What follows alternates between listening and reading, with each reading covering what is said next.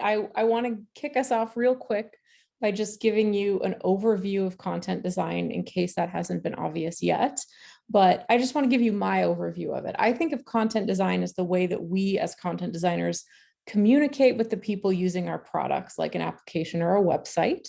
And that is what we're going to be talking about tonight. So on that note, I would love to talk about folks' path to content design. And I will selfishly start. Well, actually, I'm going to do the introductions real quick, and then I'll come back to myself selfishly. But I want to talk about our other folks here tonight. So we have Khalid from Shopify, staff content designer. We have Anjali, lead content designer at Nordstrom. Jennifer Reilly, senior UX writer at Google. And Melissa/Mel Antonelli, who is a manager of content design at Zillow. So just like a total awesome group of folks here. And I thank them all from the bottom of my heart for being here. So the first question that I would love to pose to these folks is, what was your path to content design? How did you end up being a content designer?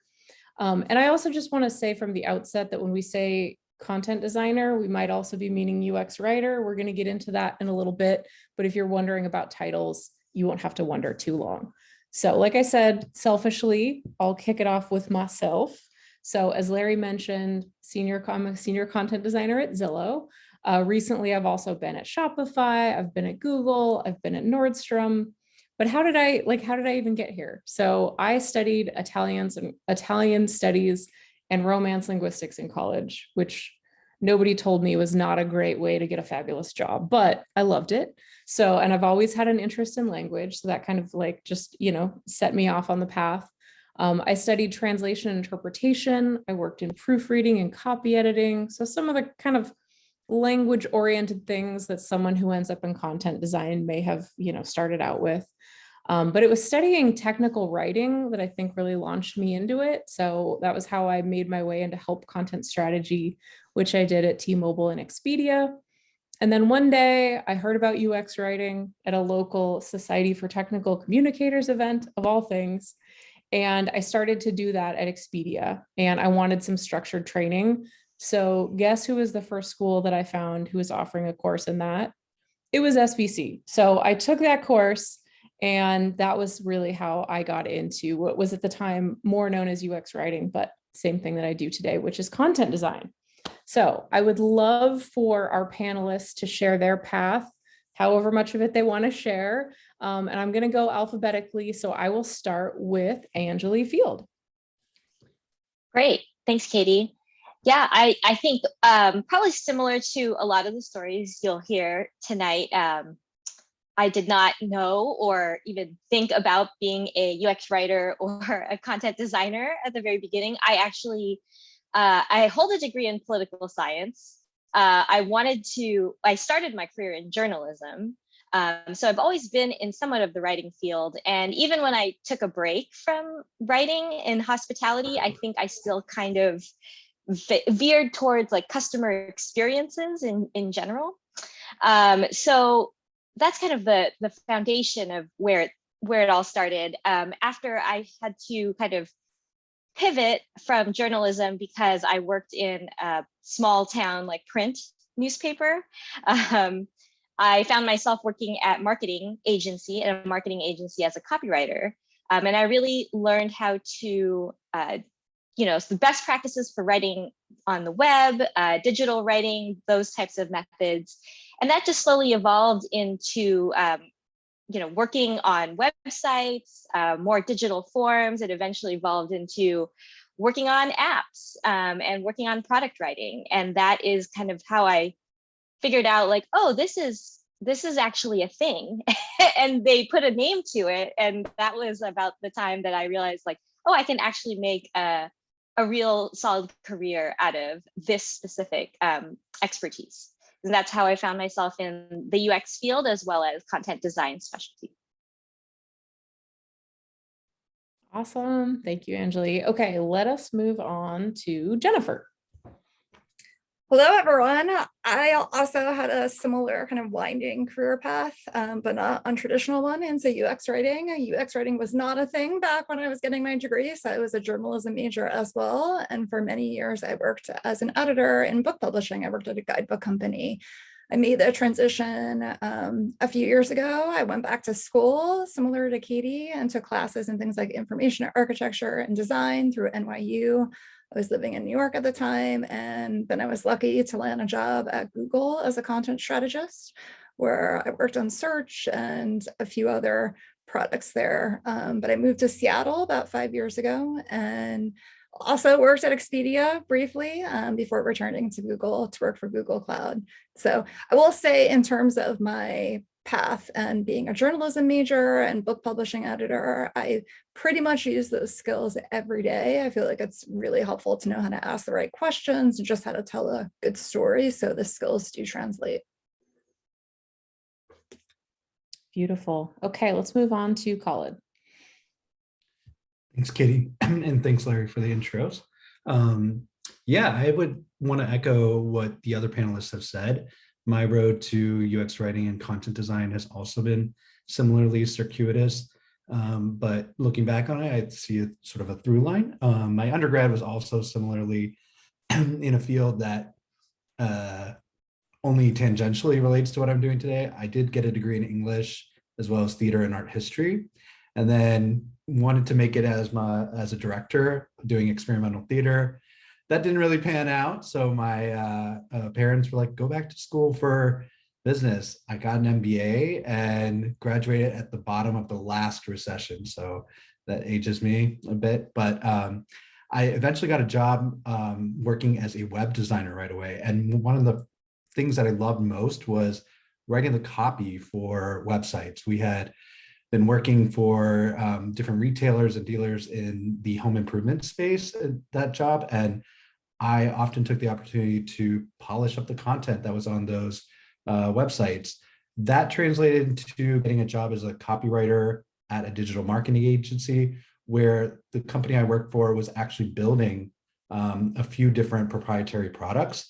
And I took a gamble at, why does this button say this? Why are we onboarding people this way? Did not realize that this was a burgeoning field. Didn't realize UX writing was a thing until I joined a company, a startup, a funeral app notification startup.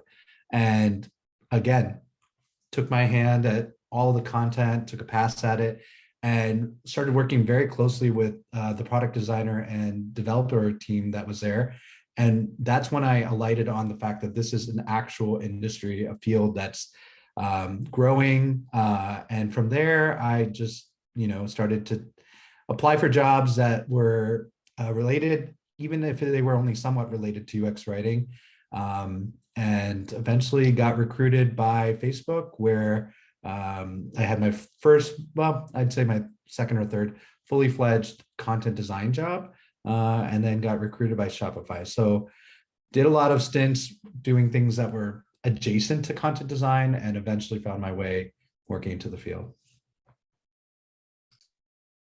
Awesome. Okay. And Mel. Hi, everyone. Thanks for having me.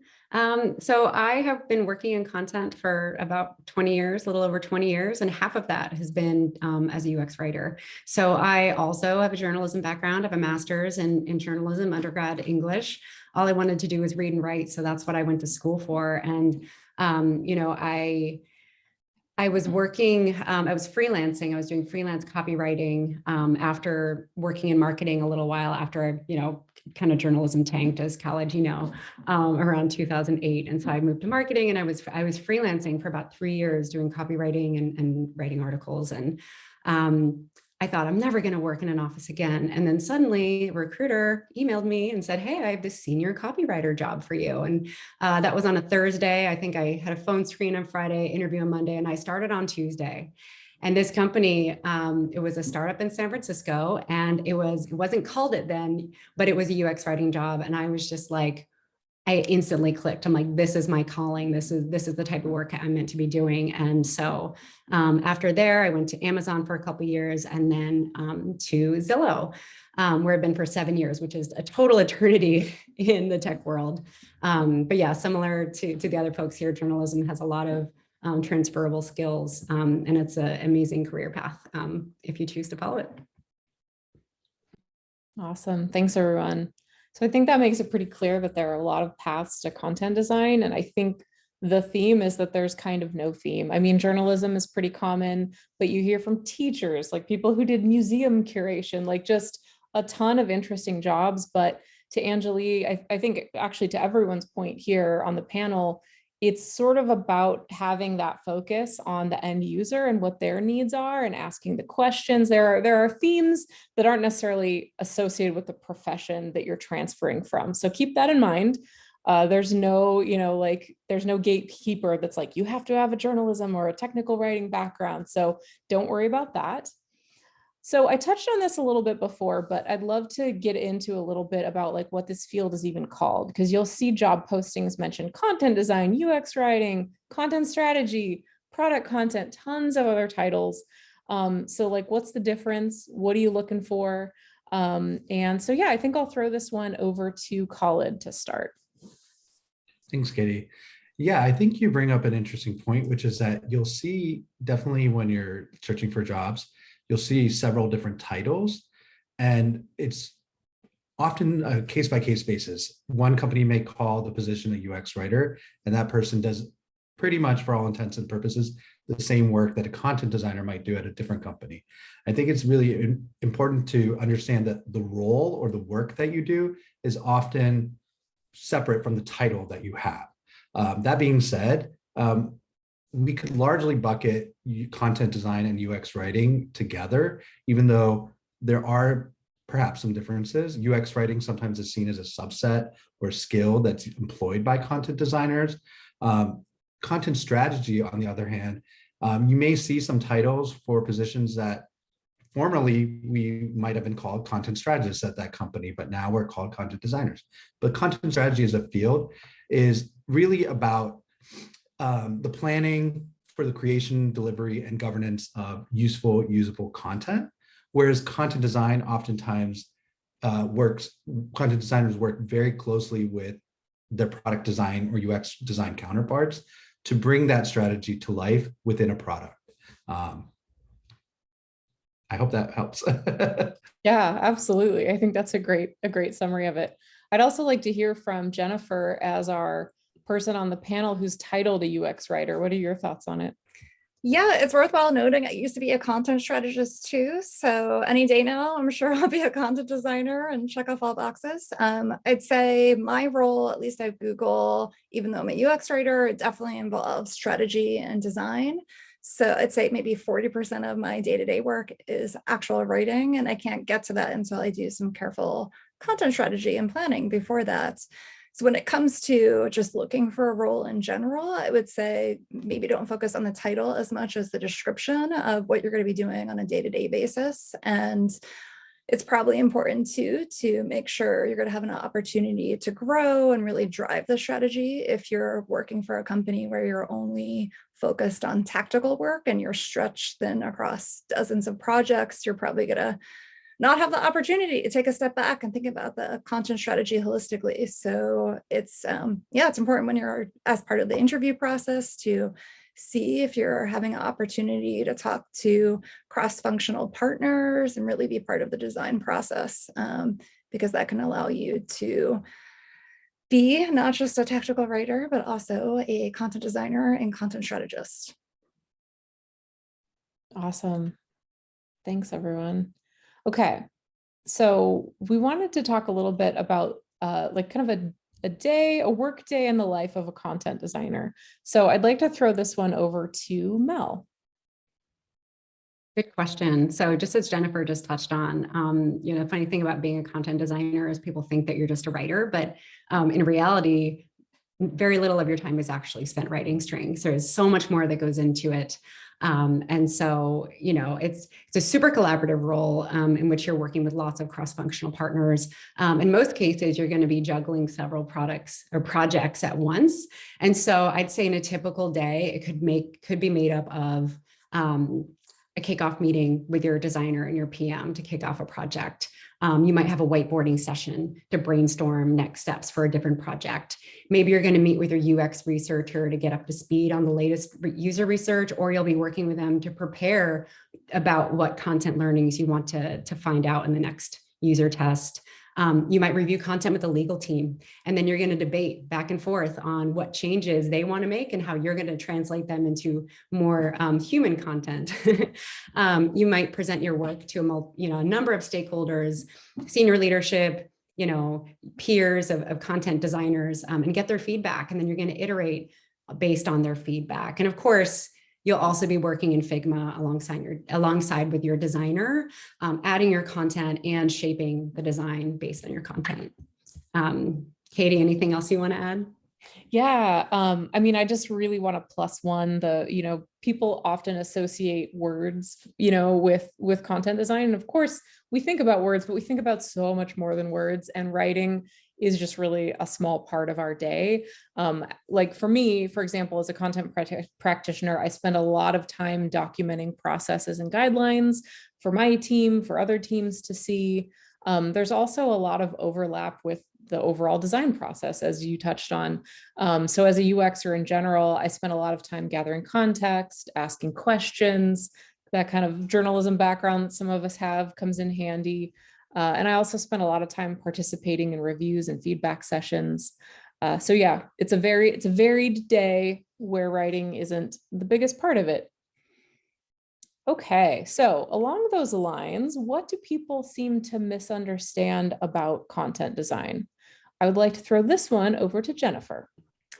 This is such an easy question to answer because I feel like any given week I am referred to as a tech writer or a copywriter. And that's just one of the common misconceptions that we do what they do. I think there's some overlap, but the important thing to keep in mind is a copywriter really focuses on promoting the product, and a tech writer focuses on helping users who get stuck using the product and have to go to documentation. But our role as UX writers or content designers or content strategists is to really be the products. Without the content, these products wouldn't be useful at all. They wouldn't be communicating anything. So we're really functioning like interaction designers who have a focus on content, which is why content design has been such a hot title these days.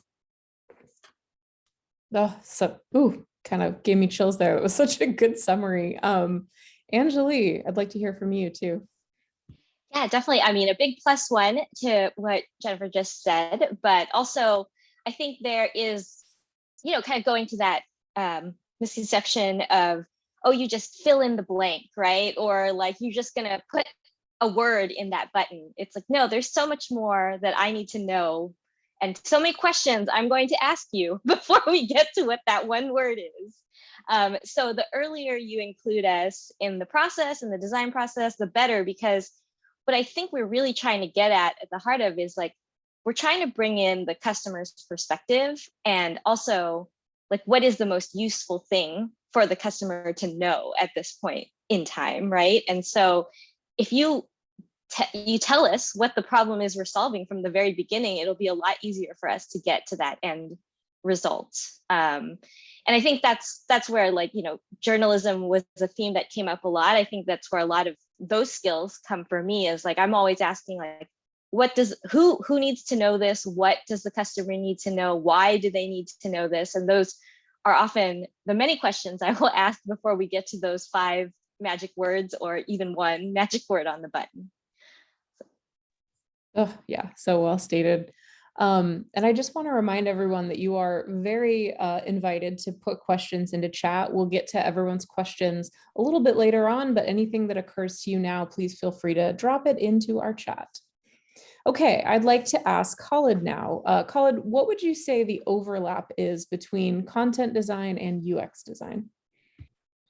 Well, as you mentioned, Katie, I think there's considerable overlap between the two.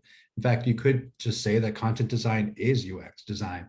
How we approach it differently than our product design counterparts is perhaps we look at design through a lens of language and meaning and communication, whereas they may look at it through interaction patterns, components, things like that.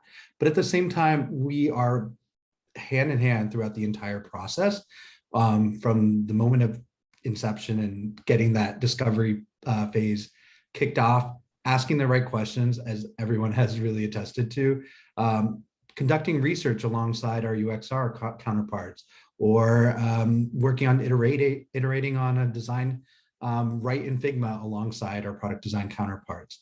The way that it manifests may be different. We may have ownership over the words, the strings, the language, but the tactics that we use, the methods that we employ, they are all very much borrowed from the larger book of UX itself. So I would say that there's quite a bit of overlap. And if I were to pinpoint one specific area where we can make a lot of inroads with our product design counterparts, is developing a facility with information architecture. How does language get constructed, organized? How do we use it to find our way through a product?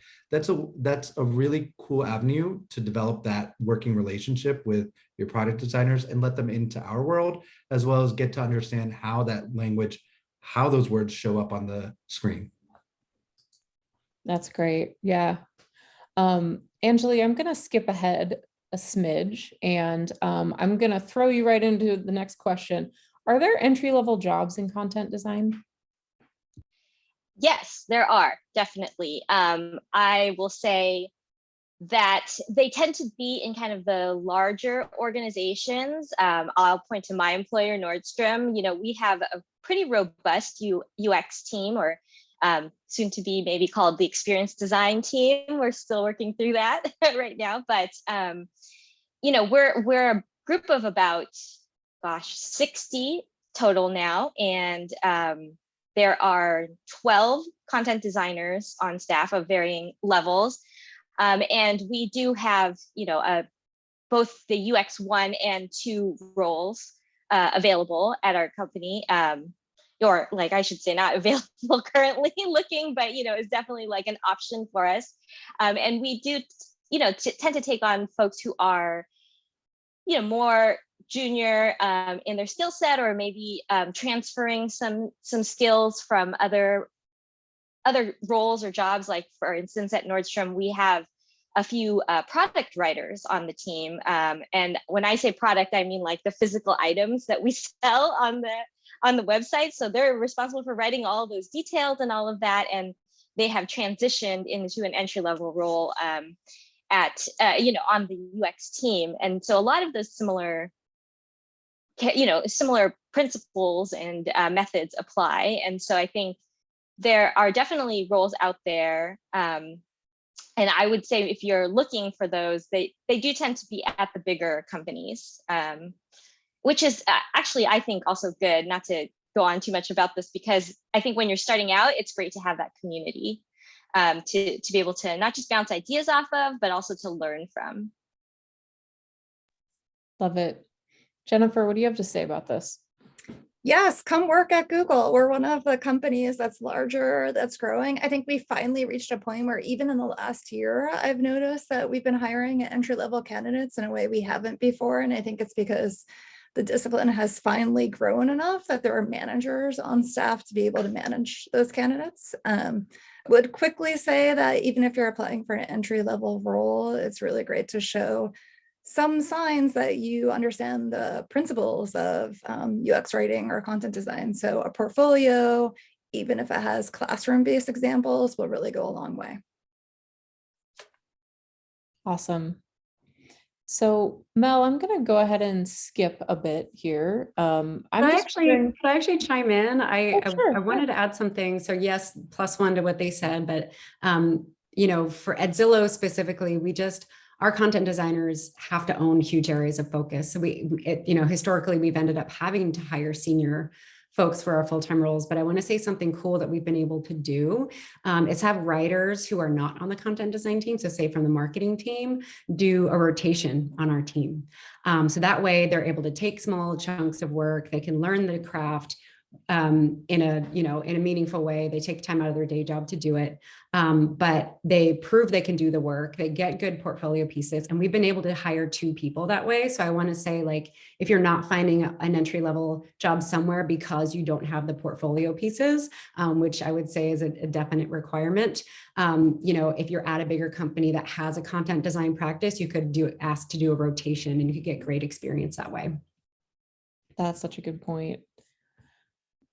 I was going to ask you next. Can you tell me a little bit about internships in content design? Yeah, so actually at Zillow, we are today made a decision on our very first intern. So our team has been growing over the last year. I would say I was the very first UX writer at Zillow. It wasn't my title at the time, but I was the only writer assigned to a product team. And now we are 13 people. Is that where we're at, Katie?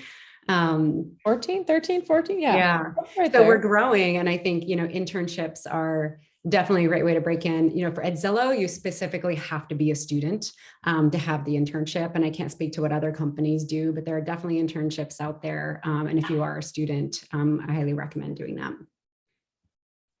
Yeah, I was just going to say, I can think of a couple of companies that I think are offering internships outside of folks being in a degree program. So if anyone, has knowledge of that, please go ahead and throw it into chat, because I think it's a question I hear a lot is, how do I get a content design internship if I'm not in a degree program? And I'm happy to say it seems like that's becoming more and more a popular option. I have seen like Microsoft, Uber, and Facebook. I did a quick search when we were preparing for this. Those were three people that have them. And I see someone saying the Shopify does. So that's cool. Yep. Love it. Okay. So Mel, this one is for you as well, but tell all of us about some jobs that could help someone get experience that is relevant to content design. I know we've already kind of touched upon this, but any other thoughts you have? Yeah, I mean, we've all said journalism. I think that one is, the no-brainer. I think any job that has a strong writing component, I mean, you really do have to have mastery of the written word to be a successful content designer. However, if you're a marketing writer, it doesn't necessarily mean you're going to translate well into this role. It takes like a certain type of a different type of approach. And yeah, some marketing writers have made the jump very easily and some have not. And they've been like, this isn't for me. So the thing about journalism is, you have to, when you're reporting, you have to understand everything in order to write a story this big. You have to distill it down to the most important pieces. And that's what it's like with UX writing. Like you have to understand so much information, right? So you have this huge information gathering component. You need to know the context, the product, the user needs, relevant user research, technical limitations, competitive landscape, all of these things in order to write a short headline and a button with 2 words. And in order to do your job well, you have to ask a lot of questions. So, and I'd say, I've seen a lot of content designers with a design background because, as other panelists have said, like this is a design role. And I've seen some designers, and I've seen resumes come through of designers who realize like, I'm really about the language. So they've kind of made that jump. Khalid, do you want to jump in and touch on anything that I might have missed? Yeah, I think you did a very thorough job there, Mel. I would also say that the job that you're in may very well be the best job to help you pick up those skills, find ways to do UX writing, do content design, even if your title isn't content designer. You might benefit from it if you are, for example, in customer support, where you are talking directly with users of the product. You have to translate maybe really technical language into something that's easy to understand. You have to hear their concerns, and then you have to translate that into actionable feedback. So that there's always ways to tell the story of how you got into UX writing. You may not be doing it formally, but there are always ways to tell that story of how you were looking out for the user, how you were making the complex very simple, how you were translating their needs into things that would benefit both the business and for you. So it's like you can see from all of our career paths, we all took very winding roads and different avenues into getting into this industry. And so it's a lot about being resourceful and finding ways to build that skill set, learn those techniques, and do it in the position that you're in right now. Awesome. So speaking of, building skill set, resources, what kind of software should a content designer know? And I want to keep talking to Khalid about this. Sure. I think we've heard many folks on this call talk about Figma. Figma is just one of many tools that you may encounter in your day-to-day work as a content designer.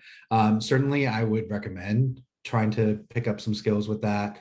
Just playing around with these tools can help you become more comfortable with them, develop the facility to use them.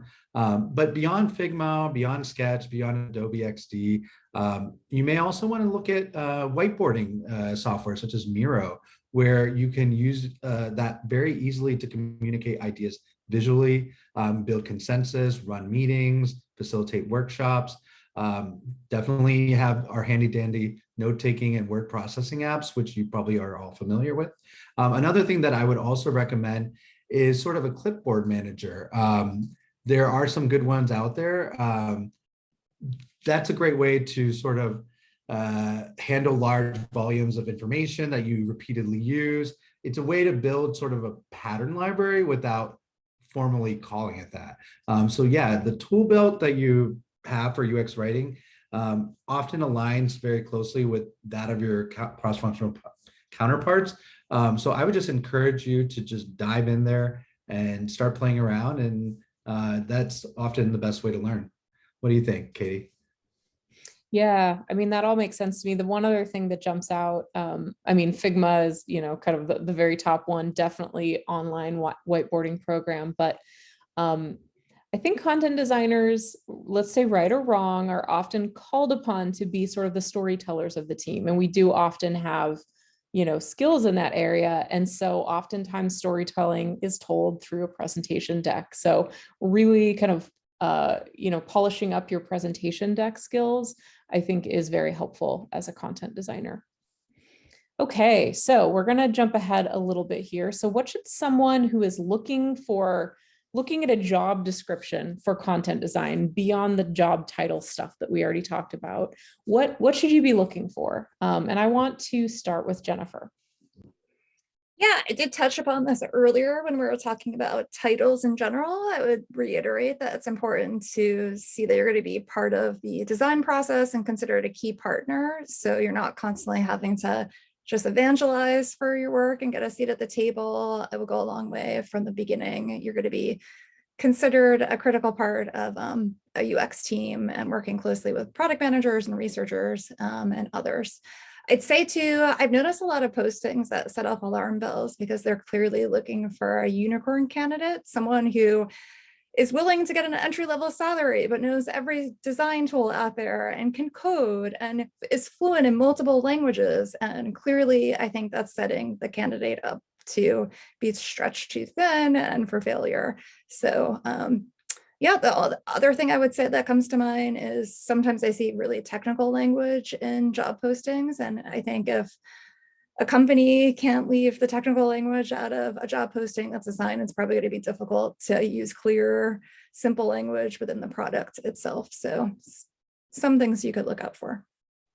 That's a great point. One thing I've noticed too in job descriptions in our field is there tends to be either confusion or just, I'm not sure, maybe just folks misunderstand kind of the job titles, but a lot of things that are named UX writing, content design might really be looking more for a content marketer.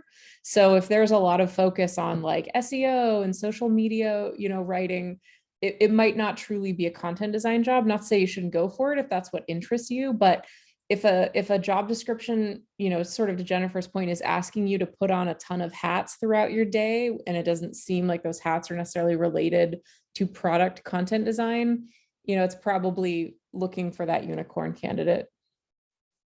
So I would like to ask Anjali about portfolios. So Anjali, tell me about what you need in a portfolio to be considered for an entry-level content design job. Yeah, happy to do that. And I think, this is one of the strengths of taking a class at SVC. Not only do you get to put together an actual portfolio of real life work that you've done and collaborated on with other designers, but you also learn how to tell your story. Because I mean, in my experience, there's not a single writing job, whether it was marketing or UX, that I haven't had to submit some sort of work samples or portfolio or or give a portfolio presentation, walk them through my actual work. So those are kind of the basic skills that you need. And, I would say that it's not so much that we're looking for proof of work that you've done out there with like some big name company or, that you've done this high level stuff. We just want to understand how you think. We want you to be able to demonstrate your thought process and, walk us through how you got to this decision. That's what we're looking for. And so as an entry-level candidate, that's definitely what we look for when we're reviewing portfolios, as well as asking you to walk through your samples during your portfolio review. Yeah, I often think you can apply UX writing or content design principles to so many types of writing and even non-writing projects. So that's what we're going to want to see. And Mel, I want to skip ahead a little bit to you as the hiring manager. What exactly should a content design portfolio include? I know this is pretty overlapping with what Anjali just talked about, but what are your thoughts? Yeah, and I know Anjali has literally taught a class on portfolios. So Anjali, feel free to jump in to correct me. But, I do a lot of career coaching of people, not just at Zillow, but outside of Zillow. And so when I'm helping them figure out what to do in their portfolio, I tell them, you need to do it's 5 things. You need context of the project. So what is the project that you worked on? What was the problem you were trying to solve?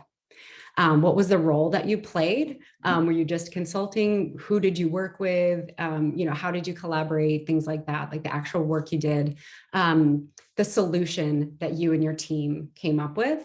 And then the 5th is so important, the results.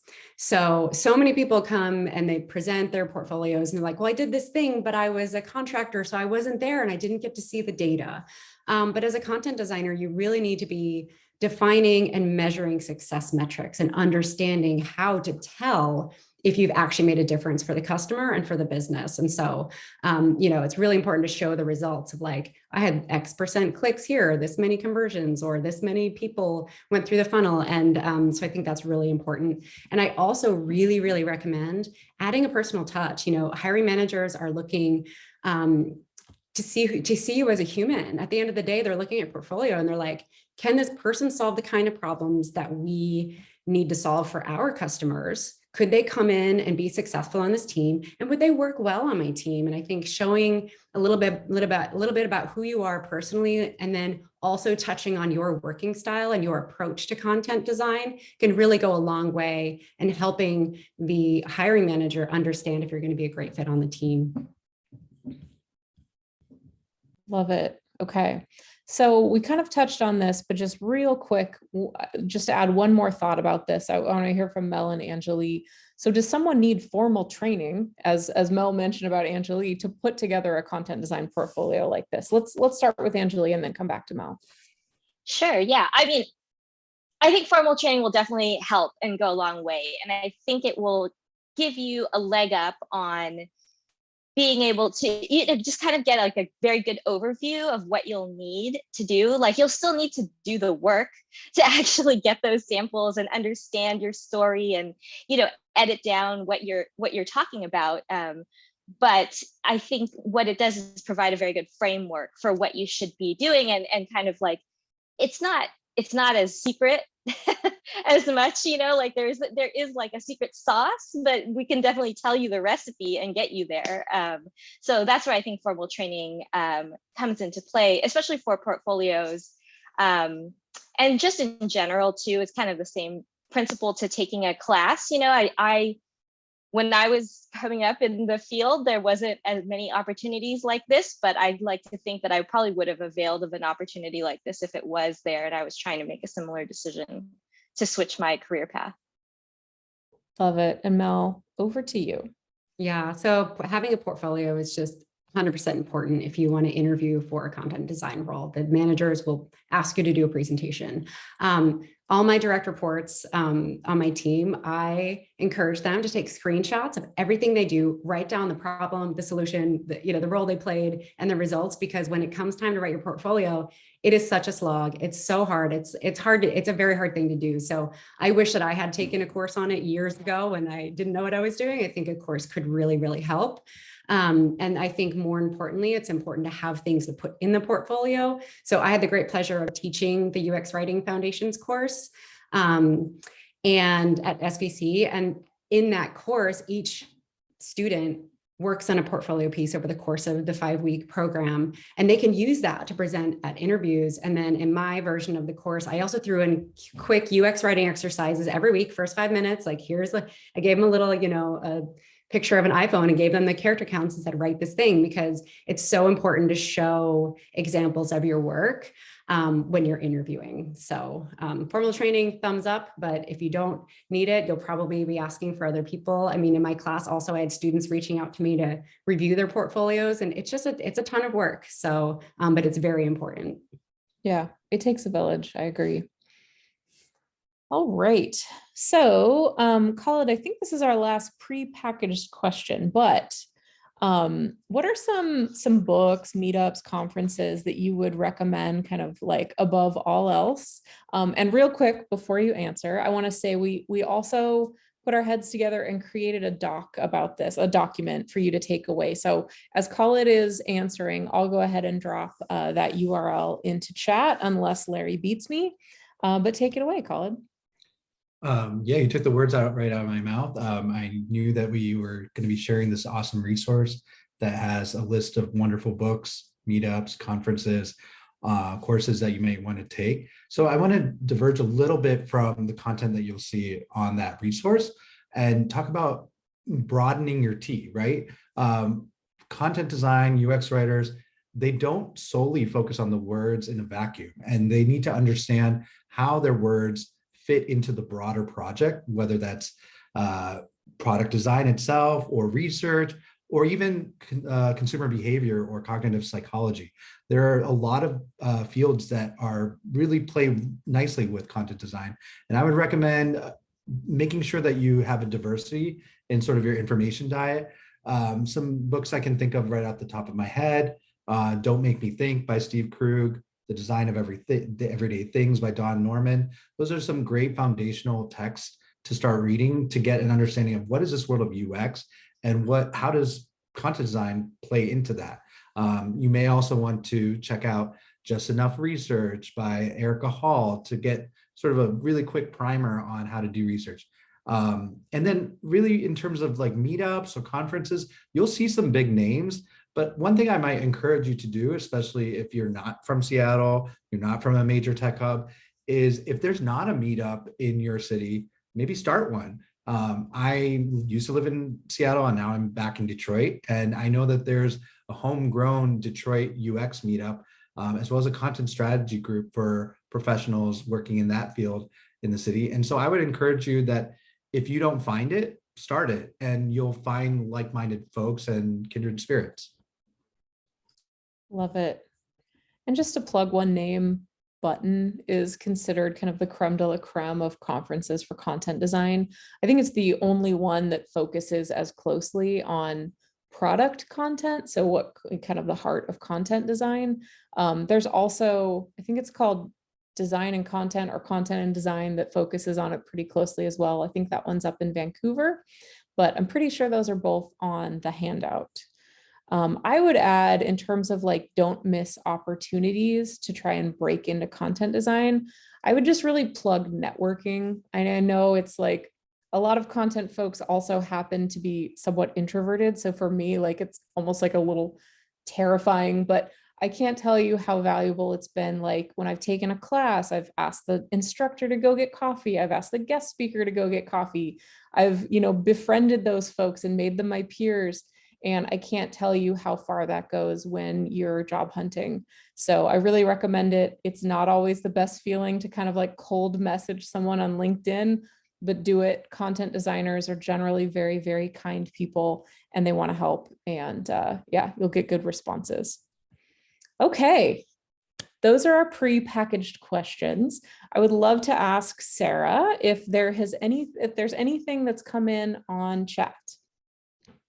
We, Katie, have gotten some really meaty questions. So I'm going to go back to one of the first ones that came up in chat right at the beginning, and I'll just read it out. And then if you want to ask a certain panelist or call out, let me know. So what best practice approach do you use to make your work easier? Is it creating a style guide as the first thing you do after research, or how do you go about your work or your project? That's a great question. I think I want to start with Khalid for this one. So that's a really great question, because yes, this field can be very challenging. We're working in a lot of ambiguous spaces, projects that often aren't well defined, or we're doing a lot of iterations.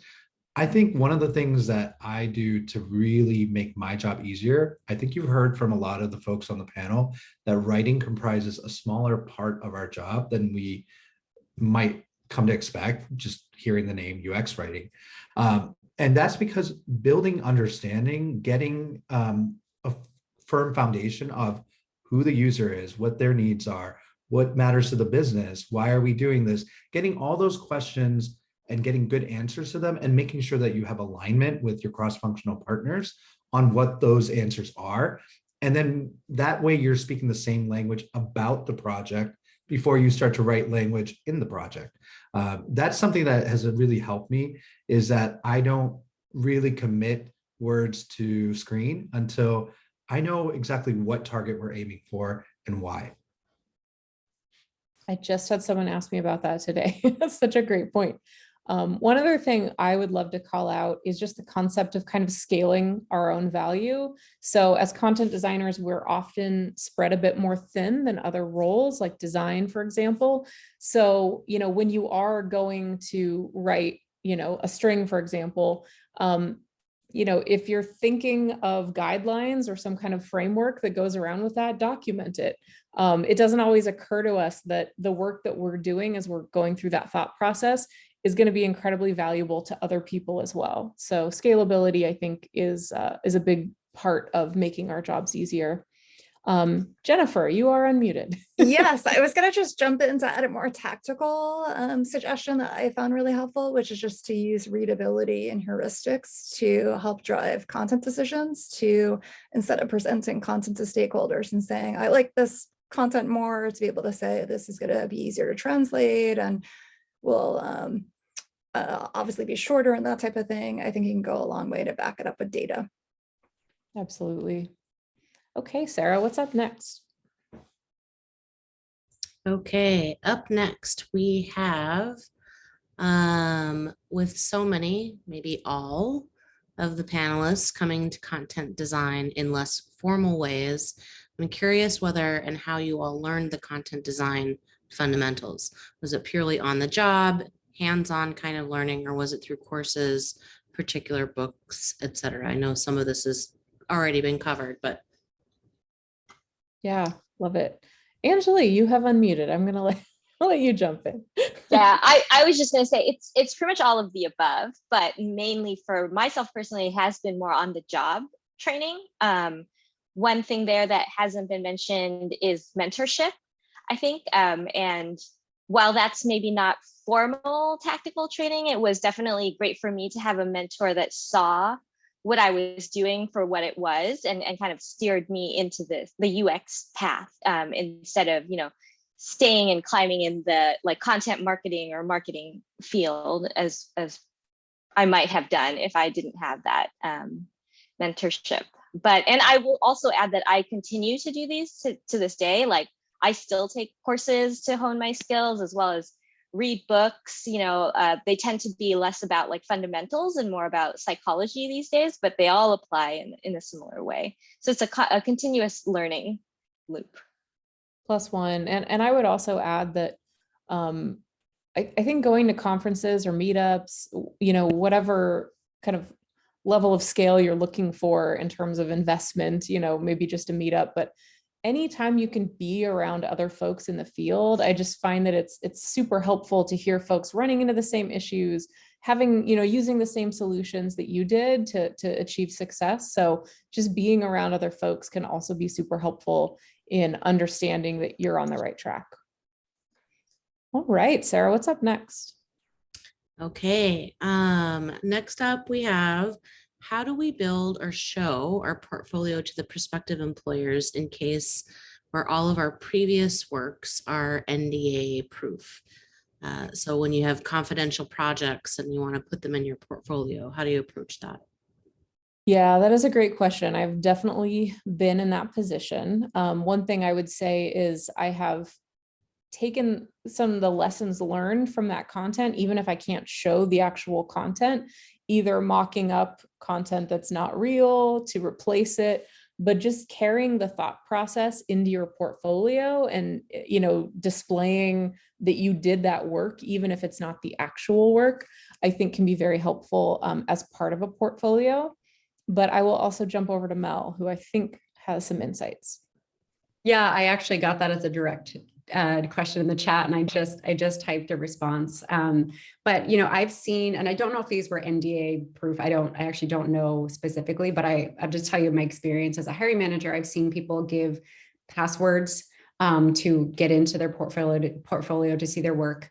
I also just interviewed somebody who said, well, I can't share this on my portfolio, but I can share my screen and I can walk you through what I've done. So that was a thing, and we agreed to not take any screenshots. But what I wrote in my direct message also is that, perhaps you could write a narrative about the work that you did. And really, like I said, in those kind of 5 bullet points of what to include in your portfolio, what was the situation? You could be vague. What was the problem? What was a user problem you were trying to solve? Users wanted to get, do this one thing. And what was the solution? And just describe it and use your mastery of the written word to kind of explain your thinking and the role you played and what went into that job. And then I think Katie had great advice of like mocking up something, using Figma, mocking up something quickly to kind of illustrate the type of project it was, I think would go a long way. Awesome. Thank you. Anyone else want to jump in on that one? I don't see any unmutes. Okay, I'm going to go back to Sarah.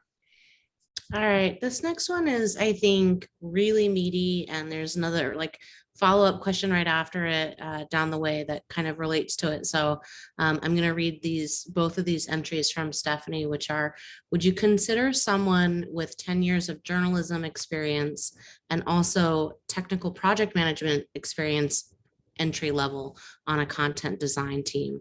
What does it mean to be entry level if you have a lot of writing skills and experience in tech products but have not worked as a UX writer? And then the follow-up here, I think, is probably of interest, right? So to make the question more general, I think I'm wondering what categorizes someone as entry level versus mid-level when a lot of people come with a lot of relevant experience?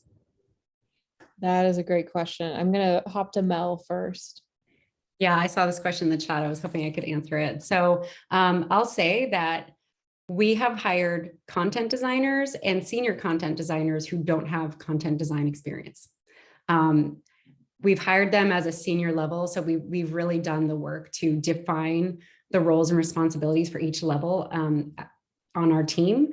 And it matters of, can that person do this job? Not have they done this job before? And I would say, what SVC is doing with their certificate program is like groundbreaking. Like, we don't have a certificate program. As you saw, like, none of us went to school for this. We couldn't go to school for this early in our career. So I think, a lot of content designers right now, like, they got their job somehow, and a lot of places don't do entry level positions. I think entry level for me is, I'm not sure what that means for other companies, but at Zillow, it's like a content designer might be not entry level, but a lower level versus senior or principal. But there are so many transferable skills that you can bring in as someone with a writing background or design background.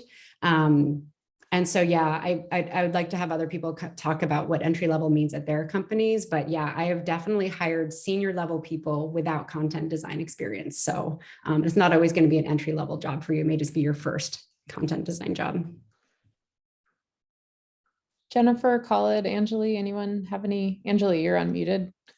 Yeah, I will say, you know, plus one to definitely, it's not how many years necessarily, but how you transfer those skills, how you can demonstrate those skills that we look for as it's content designers. And, you know, I know on our Nordstrom job descriptions, we say, or years of relevant practical experience, right? Like, and I think that's when it's down to the talk that you have with either the hiring manager or the recruiter, and like how you tell your story about transferring those skills. Because I know it can seem like a bit of that, like chicken and the egg, like no one's ever going to hire me if I don't have experience, but there are more than one way to show your experience. And I think that's where the benefit of the portfolio and the storytelling really come to life as well. You know, like if you can demonstrate the skills that you have and understanding of the UX or human-centered design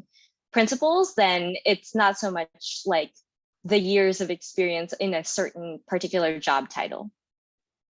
Yeah, I think keeping in mind that since content design, UX writing is such a young field as well, that mature content organizations understand that they have to be looking for someone with transferable skills most of the time.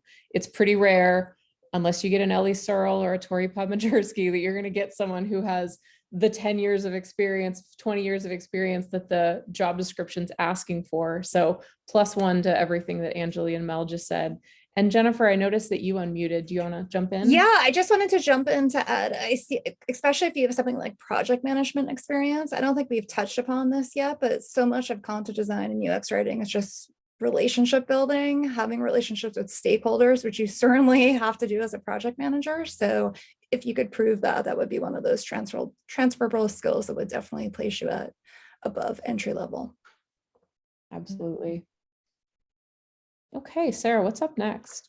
Okay, so this next question, if I had the answer to this in my early days from this panel, was like chef's kiss. So I want to make sure that we ask this question. How do you advocate for content design as an early career UX writer working alone on a team at a big company that does not value content design? Oof. Oof. Oh, oof. I will jump in really quickly. I will say, go get Strategic Writing for UX by Tori Podmajersky. She covers this a lot in that book. There's the 30, 60, 90 day, what you have to do. It's really helpful to have a framework because I've been there. It can feel like you are drowning.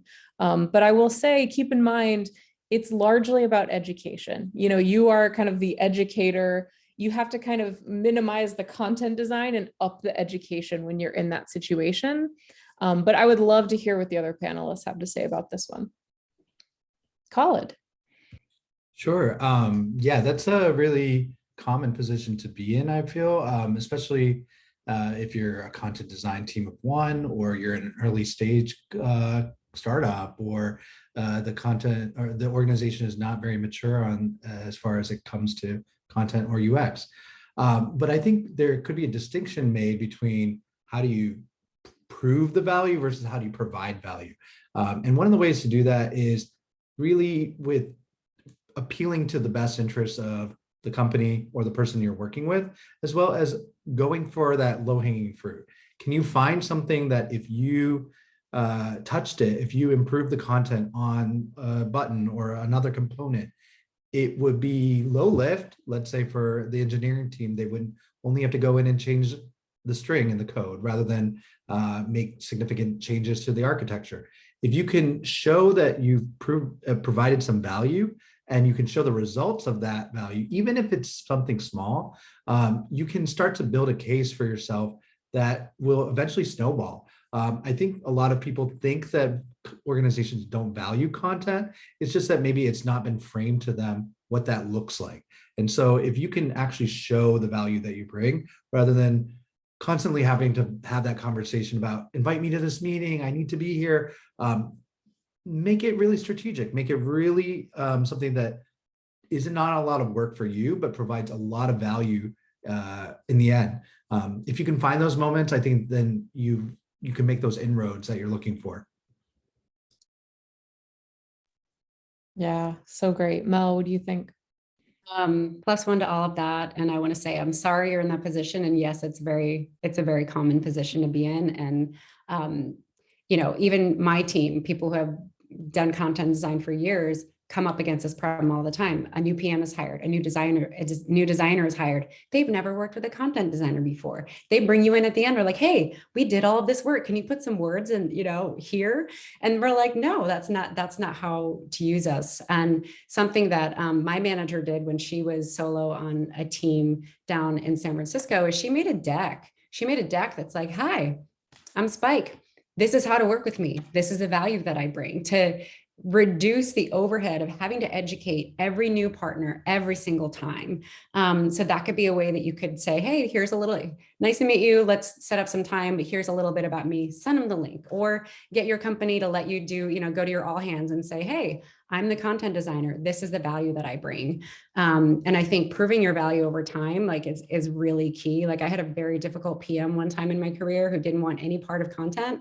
And we were very, we did a lot of A/B testing, and I eventually got the nickname of being the idea machine because I had all these hypotheses that I wanted to test.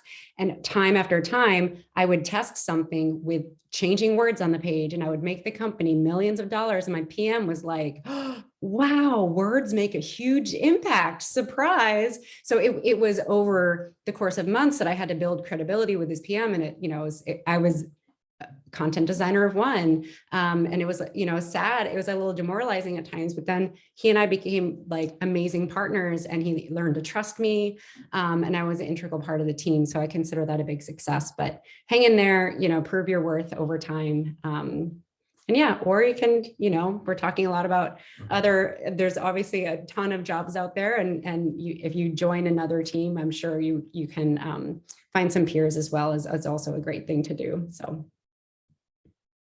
Awesome. Yeah. And just kind of going back to one thing we touched on earlier, just meetups, conferences where you can be around folks who are having the same issues. And sometimes just knowing that you're not the only one feeling that way is incredibly helpful. It's sort of like, every crit session with a fellow content designer is also kind of a therapy session. So definitely take advantage of those. I just want to do a quick time check. It looks like we have about 12 minutes left. And Larry, I want to check in and make sure that we can go right up to 7 p.m. Pacific. Yes, you can. Okay, we don't need to do anything at the end. Awesome. So Sarah, what is up next? Okay, we have, I think, about 5 more questions left, just in case we want to figure out our time management for these last few minutes. But this next question is, for those of you who have also worked in content strategy, could you talk about what you liked about one field or position over the other? Love it. Anyone want to jump in? Okay. Oh, Jennifer, thank you. Yeah, happy to do so. I mentioned earlier that I was a content strategist and most recently a UX writer. I'd say it depends on the company. When I was at Expedia and a content strategist, I think since then, they're now all called content designers, but regardless, I think some roles just have different focus than others. There, I felt like Expedia really loved its competitive audits. So if you're a fan of diving into the details of spreadsheets, that would be a great role for you, or at least the particular team I was on, versus some roles do involve a bit more writing and a little bit more creativity in that regard. I think it's a great point too to call out that some content strategy as a title sometimes includes writing and sometimes it doesn't. Jennifer kind of touched on this, but it really depends on the organization. So again, it's like when you're looking at that job description, when you're interviewing, asking those questions, how much would I be writing? So if writing is something that's important to you, make sure that would be included. But yeah, I mean, parts of content strategy is sort of the glue that holds it all together, like the governance pieces, the frameworks, the information architecture. So a lot of overlap with content design, but to Jennifer's point, just maybe not as much writing. Anyone else have anything on this one? Okay, Sarah, what's up next? I think this one is a great one. I might just like tag Mel because it goes back to her. She said that she did a lot of this testing and using data to kind of win arguments. So this question is regarding case studies.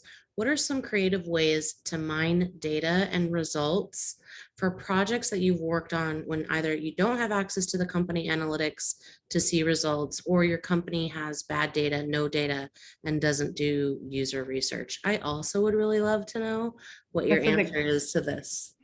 That's a great question because, you know, even at a company like Zillow, sometimes it's pulling teeth to get PMs or data analysts to give us the data. So something that I encourage my direct reports to do is literally set up a monthly recurring meeting with your PM and your data partner and your designer and say, hey, here's the projects we worked on. We want to know the results. And sometimes PMs are just so busy that they don't think to report results back. And we've gotten feedback from PMs saying like, wow, I'm so glad you put this on the calendar because I didn't even take a second to look back and see what the impact was.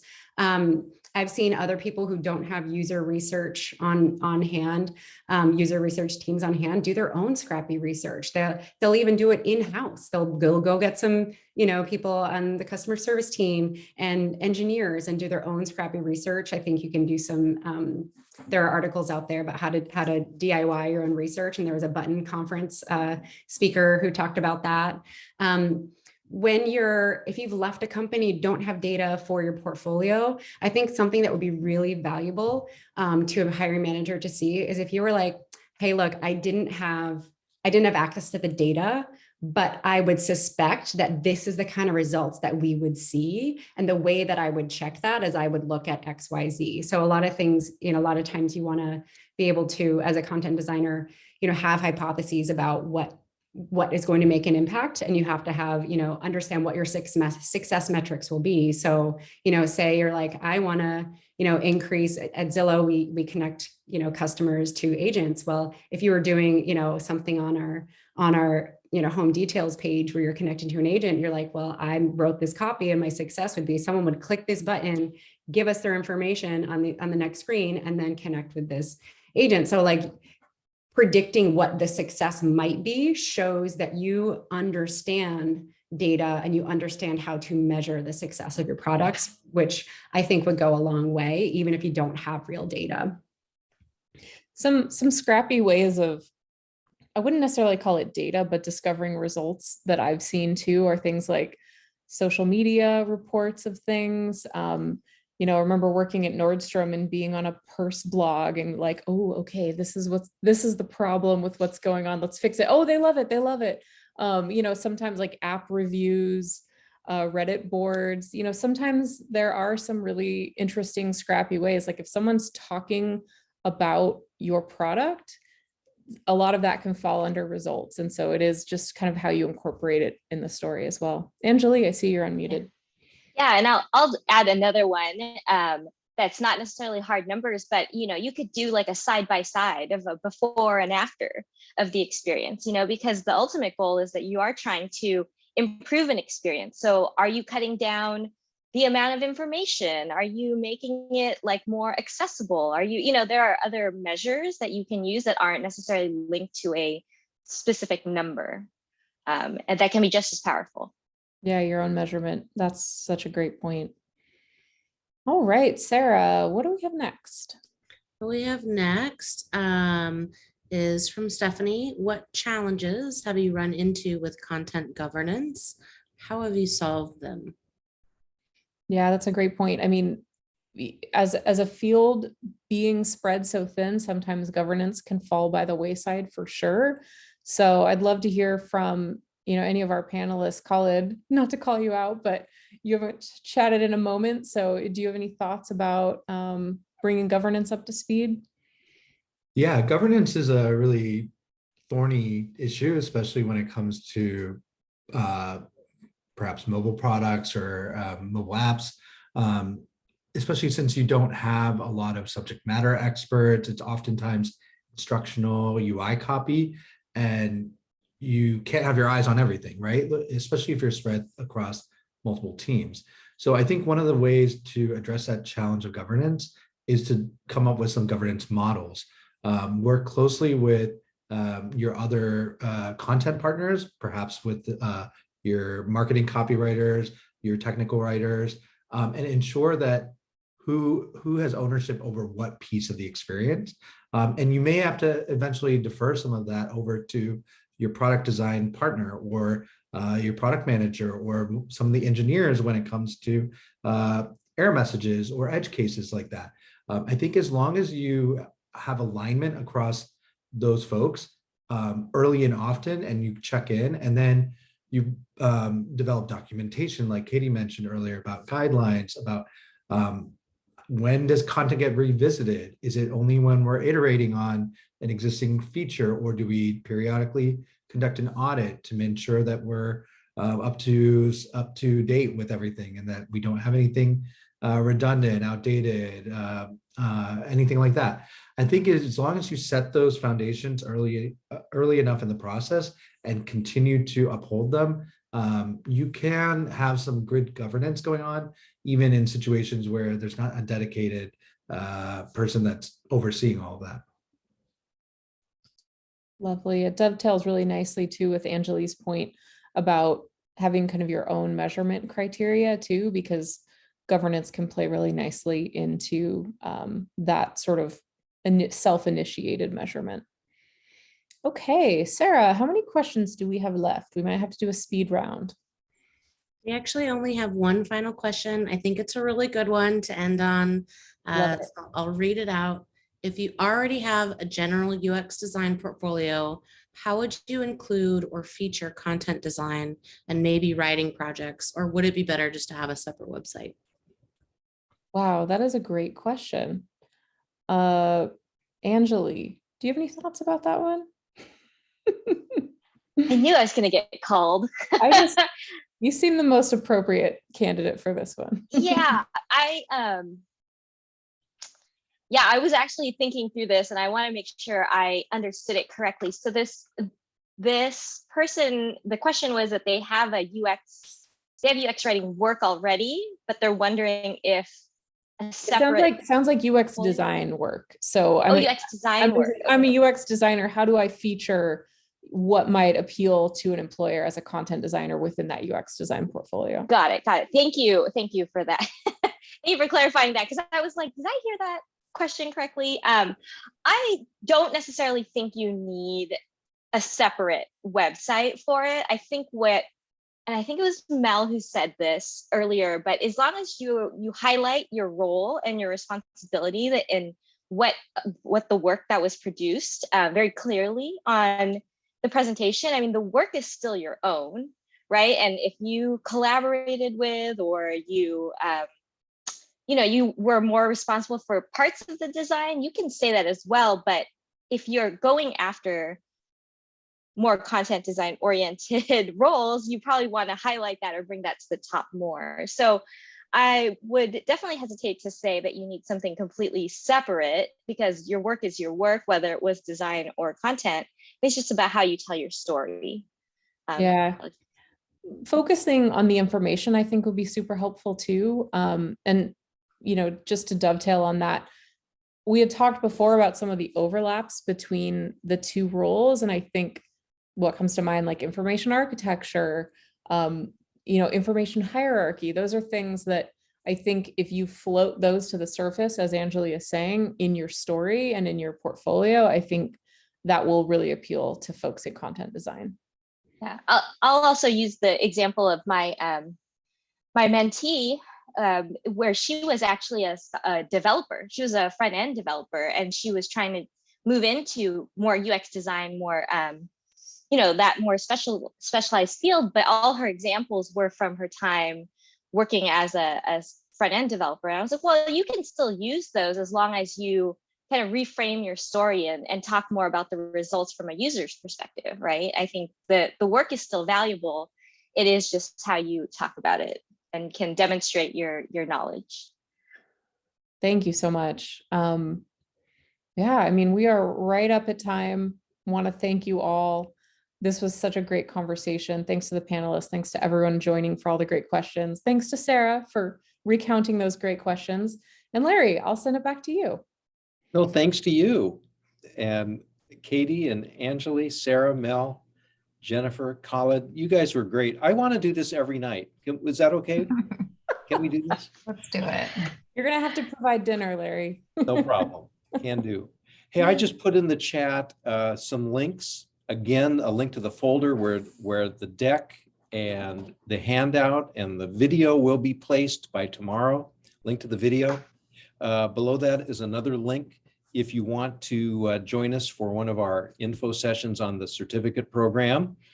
And the next one of those is on April 5th. And also our email address. So if you just, something tonight spurred a question and you just want to throw it our way, happy to answer it.